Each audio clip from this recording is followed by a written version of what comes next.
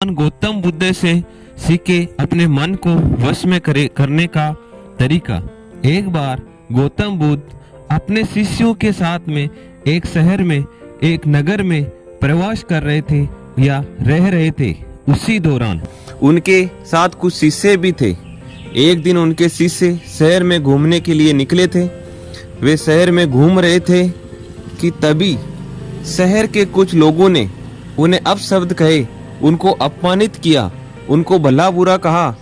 उनके बुरे शब्दों को सुनकर शिष्यों को बहुत बुरा लगा।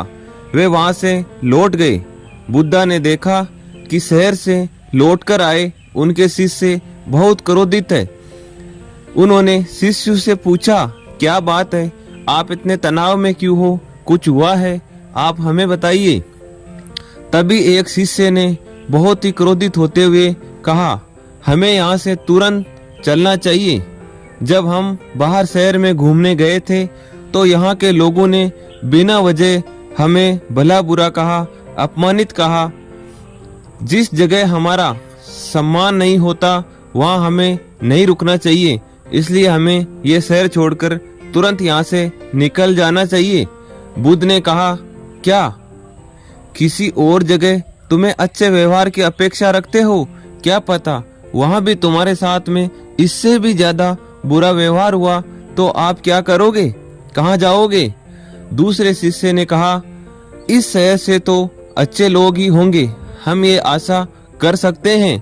तब गौतम बुद्ध बोले, किसी जगह को सिर्फ इसलिए छोड़ देना ठीक नहीं है कि वहाँ के लोग बुरा व्यवहार करते हैं, लोगों को अच्छा नहीं समझते हैं।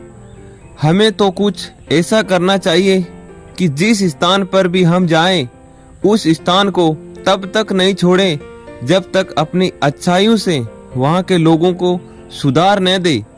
हम जिस भी स्थान पर जाएं, वहाँ के लोगों का कुछ ना कुछ भला करके ही हमें लौटना चाहिए, उनका सहयोग करना चाहिए, उनकी सहायता करनी चाहिए और उनकी जो परेशानियां हैं उनको भी दूर करने की कोशिश करनी चाहिए।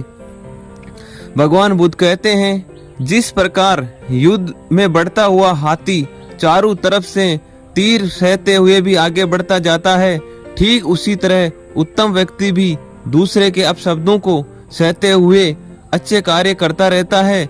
वे लोग क्या कह रहे हैं उसके बारे में उनकी चिंता नहीं करता है और अच्छे कार्य करता रहता है। खुद को वश में करने वाले वाणी से उत्तम कोई और नहीं हो सकता। इस तरह से भगवान बुद्ध ने अपने शिष्यों को समझाया। बुद्ध की यह बात शिष्यों को अच्छी तरह से समझ में आ गई थी और उन्होंने वहां से जाने का इरादा त्याग दिया था और